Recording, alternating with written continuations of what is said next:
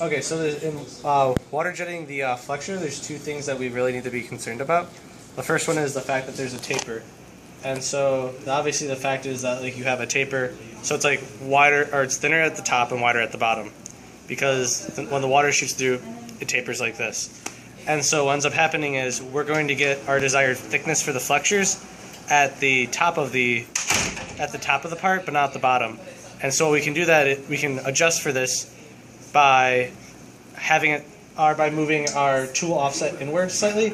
So like from 15 thousandths we can move it to 14.9 thousandths. And what that basically does is it makes the top slightly smaller, but also makes the bottom slightly smaller. So instead of having the flexure be the desired size at the very top, we can get the desired size at the very middle of the flexure.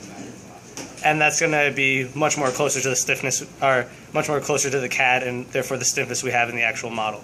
The second thing we do is that there's a very specific way that we want to water jet this flexure. So in particular what you want to do is you want to water jet the center first. So if I go over, I can do a preview of this.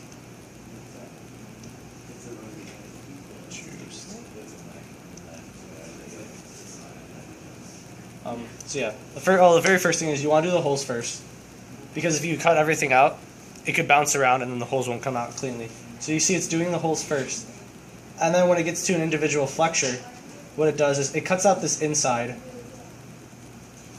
So in particular, it doesn't exactly matter the direction it's going when you do the inside, but when you get to these outer sides, you'll see that it always cuts along the flexure first.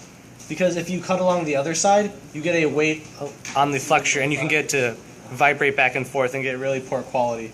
So as you can see right now, it went in here and is cutting on this small flexure first. And then it's going to cut on this side.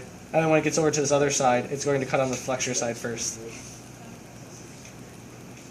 That's pretty much it.